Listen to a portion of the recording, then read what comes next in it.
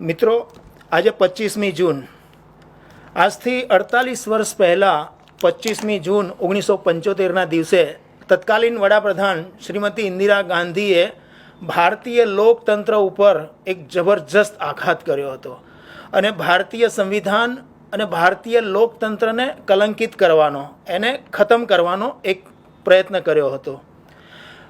એ કટોકટી તરીકે આપણે એને ઓળખીએ છીએ. પરંતુ આ કટોકટી કેવી હતી, કેવી ખતરનાક હતી અને ભારતીય લોકતંત્ર ઉપર કેટલો જબરજસ્ત આઘાત કર્યો હતો, એ વિશે પણ આજે આપણે ચર્ચા કરીશું. સાથે સાથે આ જે કટોકટી હતી એને પ્રદર્શિત કરતા એવા 3 પુસ્તકો વિશે પણ ચર્ચા કરીશું. એક પુસ્તક છે આપણા આદરણીય પ્રધાનમંત્રી શ્રી નરેન્દ્રભાઈ મોદીએ એ વખતે માત્ર 26 વર્ષની ઉંમરે, અને એ પણ એક લોકતંત્રના રક્ષક તરીકે એમણે જે કટોકટી આવી અને કટોકટી કેવી રીતે ગઈ સંઘર્ષ દ્વારા, એ ગુજરાતનો જે આખોય સંઘર્ષ હતો એને એમણે આ પુસ્તકમાં આલેખ્યો છે. એની આપણે ચર્ચા કરીશું. બીજું પુસ્તક છે આપાતકાલ એટલે કટોકટી. એ સૂર્યપ્રકાશે આ પુસ્તક લખ્યું છે અને એ વખતે શાહ કમિશન નિમાયું હતું અને આ કટોકટી કયા પ્રકારની હતી એની આ શાહ કમિશનમાં ઘણી વિશદ ચર્ચા થઈ હતી. એના આધારે આ પુસ્તક લખાયું છે, એની પણ આપણે ચર્ચા કરીશું. અને સાથે સાથે એ વખતે જે કટોકટી હતી એ કેટલી ખતરનાક હતી, કેટલી બર્બર હતી, અને એને આંખે જોયેલો એવા જે કુમી કપૂર હતા એમણે આ પુસ્તક લખ્યું છે, એની પણ આપણે ચર્ચા કરીશું.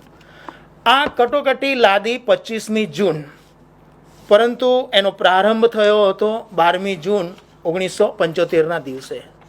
12મી જૂન 1975ના દિવસે અલ્હાબાદ હાઈકોર્ટ એક ચુકાદો આપ્યો હતો અને એ ચુકાદો આપ્યો હતો કે શ્રીમતી ઇન્દિરા ગાંધીએ લોકસભાની ચૂંટણી જીતવા માટે કયા પ્રકારે ઘાલમેલ કરી હતી, કયા પ્રકારે સરકારી જે મશીનરી હતો એનો દુરુપયોગ કર્યો હતો અને ઘાલમેલ કરીને, ષડયંત્ર કરીને એ લોકસભાની ચૂંટણી જીત્યા હતા. આની સામે એ જે જજ હતા અલ્હાબાદ હાઈકોર્ટના જગમોહનજી, એમણે ચુકાદો આપ્યો હતો કે હવે પછી શ્રીમતી ઇન્દિરા ગાંધી 6 વર્ષ સુધી ચૂંટણી લડી શકશે નહીં. એટલે એમને 6 વર્ષ માટે બેન કરવામાં આવ્યા ચૂંટણી લડવા માટે. અને સાથે સાથે જજે એવું પણ કહ્યું કે જ્યાં સુધી બીજી વ્યવસ્થા ન થાય ત્યાં સુધી, એટલે લગભગ જેને કહેવાય ને કે 3 અઠવાડિયા માટે ઇન્દિરા ગાંધી વડાપ્રધાન પદે રહી શકે છે. બસ આ જે 3 અઠવાડિયાનો જે સમય આપ્યો છે એનો દુરુપયોગ કરીને આ કટોકટી લાદવામાં આવી અને અડધી રાત્રે એ વખતના જે રાષ્ટ્રપતિ હતા ફખરુદ્દીન અલી અહેમદ, એમને રાત્રે 12 વાગે જગાડીને સહી લેવામાં આવી અને એ રીતે કટોકટી લાદવામાં આવી. કટોકટી લાદી એની સાથે જ સમગ્ર મીડિયા ઉપર પ્રતિબંધ લગાવી દેવામાં આવ્યો. એ વખતના જેટલા પણ સર્વોચ્ચ રાજકીય નેતાઓ હતા કોંગ્રેસ સિવાયના, એ બધાને જેલમાં પૂરી દેવામાં આવ્યા. સાથે સાથે રાષ્ટ્રીય સ્વયંસેવક સંઘ જેવા જે સાંસ્કૃતિક સંગઠનો હતા એના ઉપર પણ પ્રતિબંધ મૂકી દેવામાં આવ્યો હતો. આ પ્રતિબંધ કેટલો ખતરનાક હતો, આ કટોકટી કેટલી બર્બર હતી, એની ચર્ચા આપણે શરૂ કરીએ છીએ. શરૂઆત આપણે કુમી કપૂરનું જે પુસ્તક છે ઇમરજન્સી, એને લઈને વાત કરીશું.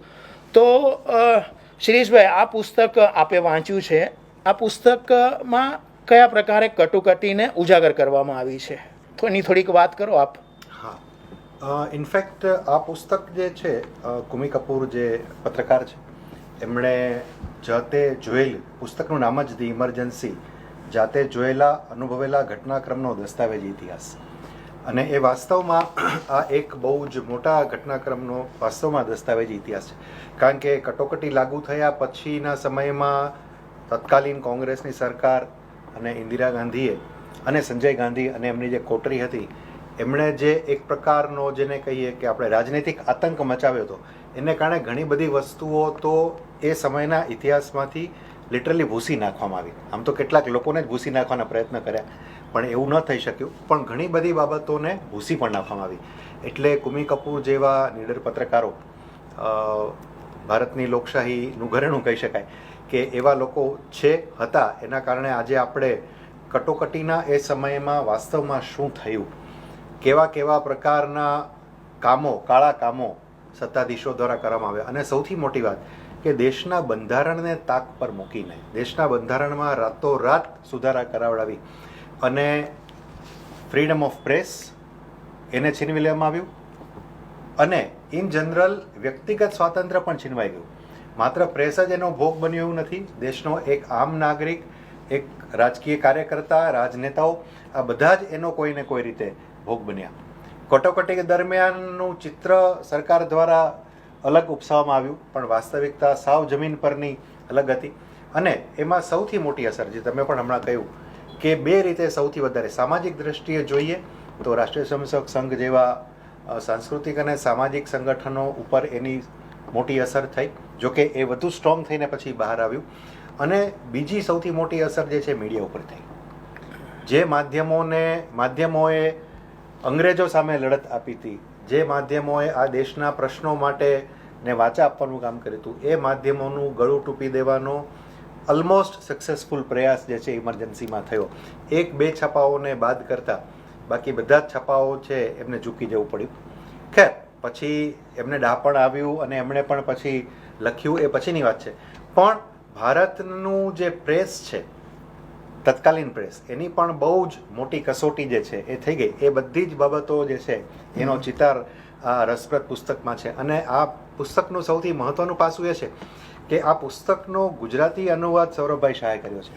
અને સૌરભભાઈએ એટલા રસપૂર્વક આ અનુવાદ કર્યો છે કે આપણને એવું લાગે કે આ પુસ્તક સૌરભભાઈ જ લખ્યું હશે. મૂળ પુસ્તક હોય એટલો સરસ અનુવાદ છે. એટલે ગુજરાતી ભાષામાં આ પુસ્તક હવે આવવાનું છે. તો ચોક્કસપણે બધા જ લોકો જે ઇમરજન્સી વિશે જાણવા માગે છે અને ફર્સ્ટ હેન્ડ ડોક્યુમેન્ટ જેને આપણે કહીએ, એક પત્રકાર દ્વારા લખાયેલો, તો આ પુસ્તક ચોક્કસપણે બધાય જ વાંચવું જોઈએ છે. અલ્કેશભાઈ, આ આપાતકાલ પુસ્તક છે એ સૂર્યપ્રકાશજીએ લખેલું પુસ્તક છે. સૂર્યપ્રકાશજી પણ એક દેશના ગણમાન્ય પત્રકાર હતા છે. તો એમણે આ પુસ્તકમાં શેની ચર્ચા કરી છે મુખ્યત્વે? સૂર્યપ્રકાશ પોતે એ સમયે ઇન્ડિયન એક્સપ્રેસમાં પત્રકાર હતા અને દક્ષિણ ભારતમાં રહીને કામ કરતા હતા. એમનો જે આખું પુસ્તકનો આધાર છે એ શાહ કમિશનનો રિપોર્ટના આધારે લીધો છે. એટલે 77માં જનતા પાર્ટીની સરકાર બની, ઇન્દિરા ગાંધી હારી ગયા ચૂંટણી 77માં, અને પછી જે સરકાર બની મોરારજીભાઈના નેતૃત્વમાં, એટલે શાહ પંચ નિમવામાં આવ્યું કટોકટીની તપાસ માટે. અને એ હદે શું કે અત્યાચારો થયા હતા, એ હદે અન્યાય થયા હતા, એ બધું જ બહાર લાવવું જરૂરી હતું. એટલે સરકારને પંચ સિવાય બીજી તો કોઈ રીતે આ માહિતી મળી શકે એમ નહોતી. કારણ કે એ સમયે જેમ હમણાં તમે કીધું કે મોટાભાગના મીડિયા ઝૂકી ગયા હતા. મને યાદ છે કે અડવાણીજી આના વિશે એક બહુ જ ફેમસ વાક્ય કહ્યું છે કે ઇમરજન્સી દરમિયાન મીડિયાને ઝૂકવાનું કહ્યું, પણ મોટાભાગના મીડિયા ઘૂંટણીએ પડી ગયા હતા અને સાષ્ટાંગ નમસ્કાર. એટલે આ હદે સ્થિતિ હતી. પણ કહેવાનો આશય એ છે કે એમણે એ સૂર્યપ્રકાશે શાહ પંચના રિપોર્ટને ધ્યાનમાં લઈને આ દરેક વિગતોને એમણે લીધી કે ભાઈ રાજકીય સ્તરે શું થયું હતું, મીડિયા સાથે શું થયું હતું, બીજા બધા. એમાં જે 2-3-4 બાબતો જે મને આખા પુસ્તકમાં એક ધ્યાન ખેંચે એવી છે ને મને લાગે છે કે દેશના બીજા નાગરિકોએ વાંચવું જોઈએ આ પુસ્તકને, એના વિશે જાણવું જોઈએ કે કઈ હદે ક્રૂરતા હતી. તો 2-3 મુદ્દા જે છે, એક તો હું એને મારી રીતે એક અર્થઘટન સાથે કરવા માંગીશ કે આપણે કાશ્મીર ફાઇલ્સ ફિલ્મમાં એક વાક્ય બહુ જ ફેમસ થયું હતું કે સિસ્ટમ તો હમારી હૈ. આ વસ્તુ મને એવું લાગે છે આ પુસ્તકને વાંચ્યા પછી ને આ બીજા પણ પુસ્તકોને વાંચ્યા પછી કે એ સમયે જે રીતે વહીવટી તંત્રને, પોલીસ તંત્રને અને બીજા બધા જે પાસા હતા એ બધાને જે રીતે દબાવીને એમને ઘૂંટણે પડી જવા માટે મજબૂર કરવામાં આવે, એ પછી મોટાભાગનો જે આખો જે વર્ગ હતો એ બધો જ એમાં ભળી ગયો કે ભાઈ આ રીતે આમ કરવાનું છે. એમાંના કેટલા બધા પાત્રો આપણે જાણીએ છીએ કે મોટાભાગના રાજકારણીઓ હતા કે જે બંસીલાલ જેવા જે બધા કે પેલા સિદ્ધાર્થ શંકર રે આ બધા પાત્રોના વિશેનો જે પુસ્તકનો આમાં પણ ઉલ્લેખ છે, આમાં પણ એનો ઉલ્લેખ છે કે એ લોકોએ કેવી ઉપયોગ, પણ એની સાથે એક પાત્ર બે, આમ તો સંજય ગાંધી પોતે તો ખરા જ, પણ એક પાત્ર વિશે ઘણા બધાને બહુ ઓછાને ખબર છે. એ નામ છે નવીન ચાવલા. નવીન ચાવલા તમારા શ્રોતાઓમાંથી ઘણા બધા તરત કાન સરવા થઈ ગયા હશે કે આ તો નામ સાંભળેલું છે. તમે તો જાણો જ છો કે નવીન ચાવલા પછી 2009માં સોનિયા ગાંધીની સરકારે એમને ચૂંટણી અધિકારી બનાવ્યા હતા અને પછી મુખ્ય ચૂંટણી અધિકારી પણ થયા એ જ ક્રમમાં. એટલે એ વ્યક્તિએ કઈ હદે અત્યાચારો કર્યા છે ને એનું જે એક પ્રકરણ છે, આપણને એમ થાય કે આ એક અધિકારી કક્ષાનો માણસ આ હદે જઈ શકે અને એ ઇમરજન્સીમાં થયું છે. નવીન ચાવલા એ વખતે દિલ્હીના ઉપરાજ્યપાલના સચિવ હતા. એવું પણ નહોતું કે કોઈ સરકારી હોદ્દા બીજો મોટા, ઉપરાજ્યપાલના સચિવ હતા અને તેમ છતાં એમણે બે જગ્યાએ, બે રાજ્યોમાં, દિલ્હીમાં અને હિમાચલમાં, જે એમણે રીતસર એક બંધારણથી ઉપર વ્યક્તિ હોય એ હદે આદેશો કર્યા. ત્યાં એમની હાથ નીચેના માણસોને એમને ફરજ પાડી કે ખોટા રિપોર્ટ, એટલે મીસા કાયદાનો કેવી રીતે દુરુપયોગ કરવો, એ મીસા કાયદાનો એમને રીતસર આદેશ આપતા હતા. અને આમાં ઉલ્લેખ છે શાહ કમિશન સમક્ષ દિલ્હીના રાજ્યપાલે જ્યારે પતી ગઈ, કટોકટી પતી ગઈ ને પછી જુબાની આપવા આવ્યા, ત્યારે ઉપરાજ્યપાલ પોતે શાહ કમિશનને કહે છે કે નવીન ચાવલા મારા સચિવ હતા તો પણ મારે સૂચનાઓ એમની પાસેથી લેવાની રહેતી હતી. એ 19 મહિનાના ગાળામાં એ હદે. એટલે શા માટે આવું થયું કે જે પરિવારવાદની જે આપણે અત્યારે નરેન્દ્રભાઈ વાત કરે છે કે બીજા જે વાતો કરે છે કે પરિવારવાદ, જે એ પરિવારવાદ ત્યારથી એ હદે જકડે એ થઈ ગયો હતો મક્કમ કે અનેક લોકો ગાંધી પરિવાર, નહેરુ ગાંધી પરિવારના ખાસ બની ગયા હતા. અને એ જે ખાસ બન્યા હતા એ બધાએ કટોકટીના ગાળામાં એમને પોતાની એનો ઉપયોગ કર્યો છે. એવા છે. પત્રકારોની વાત કરીએ, મીડિયાની વાત કરીએ સમયે, તો એક આંકડો છે, આ પુસ્તકમાં આંકડો છે, દરેક જગ્યાએ છે કે 253 પત્રકારોની ધરપકડ થઈ હતી. એટલા ગાળામાં, 19 મહિનાના ગાળામાં 253 પત્રકારોની. અને એનાથી આગળનો પોઈન્ટ એ છે કે 110 પત્રકારો પર મીસા કાયદો લગાડવામાં. મીસા અતિશય ભારતીય ઇતિહાસના સૌથી ખરાબ કાયદામાંનો એક એ મીસા. અને આપણા ગુજરાતના જે પીઢ પત્રકાર, વરિષ્ઠ પત્રકાર, સાહિત્ય અકાદમીના ભૂતપૂર્વ અધ્યક્ષ વિષ્ણુભાઈ પોતે એ સમયે પત્રકાર તરીકે એમની પણ ધરપકડ થઈ હતી. ને એમણે મીસા કાયદા વિશે એને મીસા વાસ્યમ કરીને પુસ્તક પણ લખ્યું છે. એ પણ દર્શકોને ધ્યાનમાં રહેવું જોઈએ કે આ એક વસ્તુ છે. એટલે કહેવાનો આશય એ છે કે એ જે શાહપંચ, અને બીજું એક બહુ જ અગત્યનું આ પુસ્તકમાં એક વાક્ય છે, મને લાગે સૌરભભાઈ પોતે લખ્યું છે કે કૌમી કપૂરનું, મને ધ્યાન નથી, પણ એમણે લખ્યું છે કે શાહ પછીથી જ્યારે ઇન્દિરા સરકાર પાછી આવી, આ લોકો બધી મોરચા સરકાર હતી, ટકી નહીં શક્યા, એટલી બધી ખેંચતાણ રહી, જે પેલી જેને કહેવાય ને કઈ ગઠબંધન સરકાર જેને કહેવાય, એને ખેંચતાણ રહી ને ટકી નહીં શક્યા. અને પછીથી એ ગાળામાં ફરી જ્યારે ઇન્દિરા ગાંધી સત્તા પર આવ્યા ત્યારે શાહ પંચની અહેવાલની જેટલી નકલો જ્યાં જ્યાં હતી ત્યાંથી એને નષ્ટ કરવાનો પ્રયાસ કર્યો છે ઇન્દિરા ગાંધીએ. આ વાત આમાં નોંધાયેલી છે કે ભાઈ એ નષ્ટ કરવાનો. એટલે તમે જે હમણાં કીધું ને કે જે આવા પત્રકારો આપણી પાસે છે, કૌમી કપૂર જેવા કે બીજા સૂર્યપ્રકાશ જેવા કે ઇવન નરેન્દ્રભાઈ પોતે, એમણે જે લખ્યું છે એ જ આપણી પાસે રહ્યું છે. શાહ પંચનો એક્ઝેક્ટ અહેવાલ હવે મોટાભાગનો નષ્ટ કરી નાખ્યો છે ઇન્દિરા ગાંધીએ. એક તો આ બંને જે પુસ્તકો છે, આપાતકાલ સૂર્યપ્રકાશજીનું ને કુમી કપૂરનું, એમાં આખા રાષ્ટ્રીય પરિપ્રેક્ષમાં ચર્ચા કરવામાં આવી છે. પરંતુ આપણા પ્રધાનમંત્રી નરેન્દ્રભાઈએ જે પુસ્તક લખ્યું છે આ સંઘર્ષમાં ગુજરાત, તો એમાં પર્ટિક્યુલર માત્ર ગુજરાતની અંદર જે સંઘર્ષ ચાલ્યો હતો, કટોકટી આવી અને કટોકટી ગઈ ત્યાં સુધી. એટલે નરેન્દ્રભાઈએ એમાં એક વાક્ય લખ્યું છે કે મોટાભાગના લોકોને ખબર તો હતી કે કટોકટી આવી કેવી રીતે, પરંતુ કટોકટી ગઈ કેવી રીતે, એની પાછળ લાખો જે સંઘના સ્વયંસેવકો હતા, અન્ય રાજકીય પાર્ટીના જે કાર્યકર્તાઓ હતા અને સમાજ જેને લોકતંત્રની ચિંતા હતી, ભારતીય બંધારણની ચિંતા હતી, એવા લોકોએ ગુજરાતમાં કઈ રીતે સંઘર્ષ કર્યો એની વાત નરેન્દ્રભાઈ આમાં કરી છે. ગુજરાતના સદભાગ્યે એ સમયે એક થોડોક સમયગાળો એટલો સારો હતો કે 12મી જૂન એટલે જે દિવસે અલ્હાબાદ હાઈકોર્ટનો ચુકાદો આવ્યો એ જ દિવસે ગુજરાતની અંદર જનતા મોરચાની સરકાર પણ આવી, એટલે બાબુભાઈ જસભાઈ પટેલના નેતૃત્વમાં, અને બાબુભાઈ જસભાઈ પટેલ ગુજરાતના મુખ્યમંત્રી બન્યા. એટલે જ્યારે કટોકટી જે દિવસે લદાઈ એ દિવસે ગુજરાતમાં એટલું સારું હતું કે કોંગ્રેસની સરકાર નહોતી, અને એના કારણે થોડો સમય માટે એક જેને કહેવાય ને કે આ સંઘર્ષ સામે કેવી રીતે લડીશું એની જે રણનીતિ કહેવાય એ સમયગાળો પણ મળ્યો.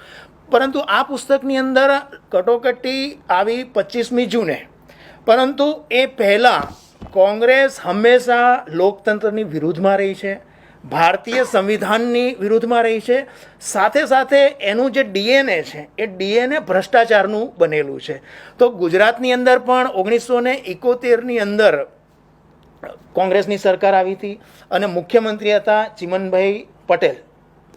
તો એ વખતે કોંગ્રેસની જે સરકાર હતી ને એમાં જે ભ્રષ્ટાચાર ભયાનક હદે ફૂલો ફાલ્યો હતો, અને આ ભ્રષ્ટાચારની સામે મોરબીથી આંદોલન શરૂ થયું હતું, વિદ્યાર્થીઓએ શરૂ કર્યું હતું ફૂડ બિલને લઈને, અને એ આંદોલને સમગ્ર ભારત વર્ષના જે વિદ્યાર્થીઓ હતા એને દશા ચીંધી. એટલે આ નરેન્દ્રભાઈએ પોતે પણ લખ્યું છે કે આ પુસ્તક મેં એક લોકતંત્રના સૈનિકની હેસિયતથી લખ્યું છે, કારણ કે પોતે પણ આના એક સૈનિક હતા, આ સંઘર્ષના હતા. એટલું સારું છે કે જે કટોકટી રહી એ દરમિયાન એ પકડાયા નહોતા, અને ભૂગર્ભમાં રહીને આખી જે ચળવળ હતી એ ચળવળને એમણે જે નજીકથી જોઈ હતી, એ ચળવળના એક સેનાની હતા, એ રીતે એમણે જે જોયું, અને સ્વયંસેવકોએ કઈ પ્રકારે આ લોકતંત્રની રક્ષા માટે એક સંઘર્ષ કર્યો.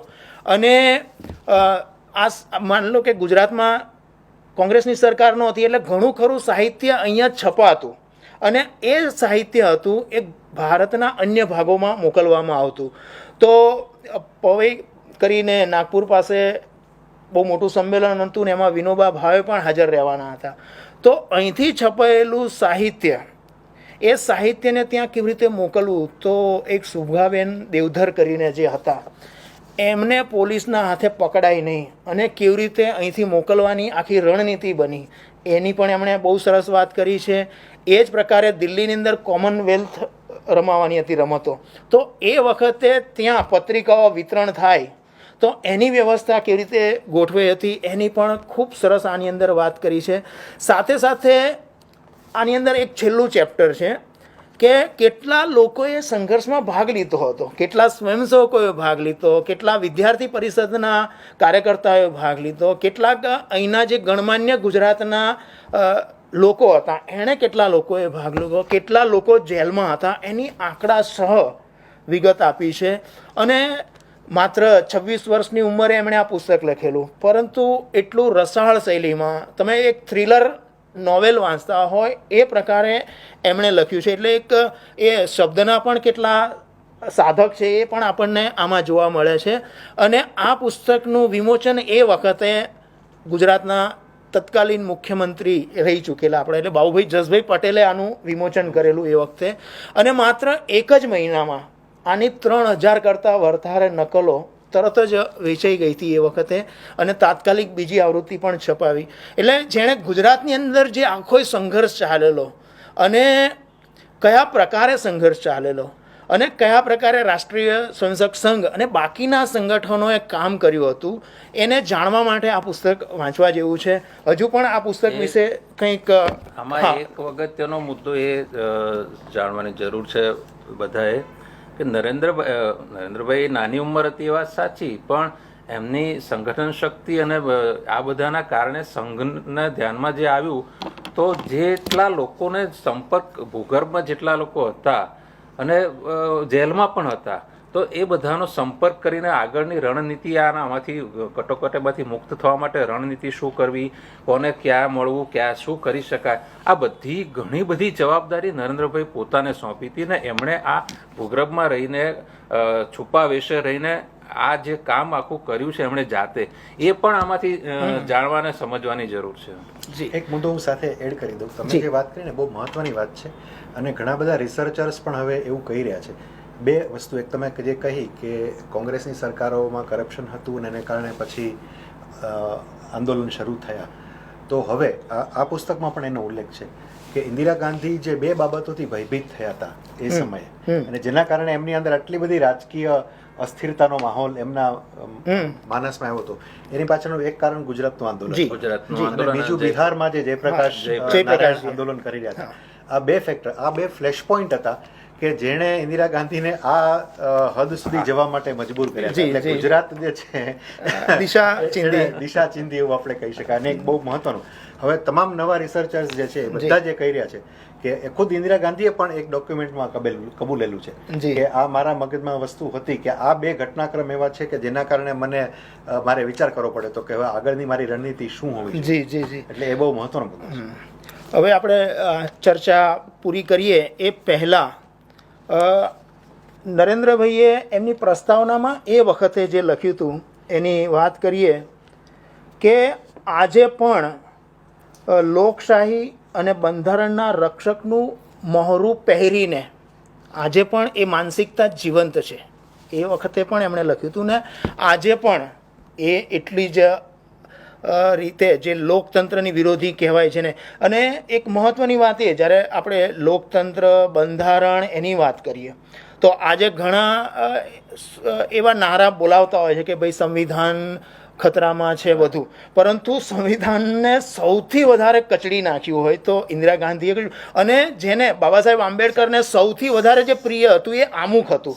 તો આમુખની અંદર જેને કહેવાય ને એક સેક્યુલરિઝમ, સમાજવાદ, આ પ્રકારના શબ્દો ઘુસાડી દેવામાં આવ્યા. સાચી વાત તો એ છે કે જે ચુકાદો આવ્યો અલ્હાબાદ હાઈકોર્ટનો, એમની સામેના ઉમેદવાર હતા રાજનારાયણ હારી ગયા અને એમને લાગ્યું કે પોતે હારી શકે એમ નથી, એમને ચૂંટણીને પડકારી હતી.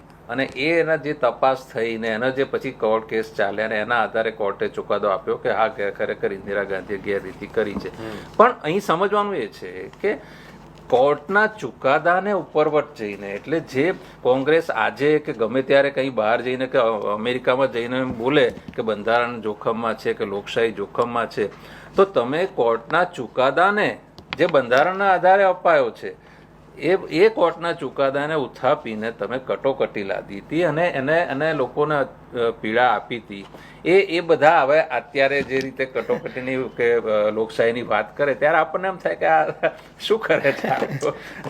હું એક મુદ્દો આમાં એડ કરવા માંગુ છું, કારણ કે આપણે બધા મીડિયા સાથે સંકળાયેલા લોકો છીએ અને આપણે જાણીએ છીએ કે આમાં ગુજરાતમાં સાધના હતું જે ખૂબ આગળ હતું અને નેશનલી જોઈએ તો ઇન્ડિયન એક્સપ્રેસનો એક બહુ મોટો ફાળો એમાં રહ્યો જેમણે વિરોધ કર્યો.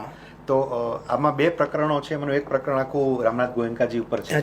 તો એમાંથી એક પેરેગ્રાફ હું વાંચવા માંગુ છું. એટલે જે નવી પેઢીના પત્રકારો છે કે જે પત્રકારત્વમાં જવા માંગે છે એમને ખ્યાલ આવે કે જુલમ સામે તમે કઈ રીતે લડી શકો છો. એક હું વાંચું છું.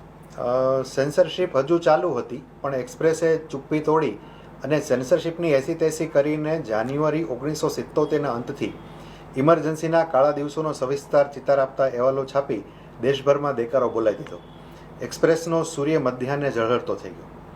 ઇમરજન્સી પૂરી થયા પછી ગોયંકાને પૂછવામાં આવ્યું કે પૈસાની તંગીથી લઈને અંગત હેરાનગતિ સુધી તમારા પર જે કંઈ વીત્યું એ પ્રચંડ સરકારી દબાણનો સામનો કરવાની તાકાત તમે ક્યાંથી લાવો. રામનાથજીએ જવાબ આપ્યો હતો, મારી પાસે બે જ વિકલ્પ હતા, મારું દિલ શું કહે છે તે સાંભળું અથવા મારું ગજવું શું કહે છે તે સાંભળું. મેં મારા દિલની વાત સાંભળી. ઇન્દિરા ગાંધીએ પણ ઇમરજન્સી લાગુ પાડતી વખતે પોતાના દિલની વાત જ સાંભળી હતી અને એ દિલ જે ભયભીત હતું, એ દિલ જે શંકાશીલ હતું, એ દિલ જે પાગલપનના દોરાથી ચકર ભમર થઈ ગયું. અચ્છા, તો મિત્રો આ ત્રણેય પુસ્તકોની ચર્ચા કરવા પાછળનો આશય એ જ હતો કે આપણે લોકતંત્રની રક્ષા માટે, સંવિધાનની રક્ષા માટે અહર્નિશ જાગૃત રહીએ અને આવતી 25 જુલાઈએ ફરી એક નવા પુસ્તકો સાથે ફરી આ જ મંચ ઉપર આપણે ચર્ચા કરીશું. નમસ્કાર.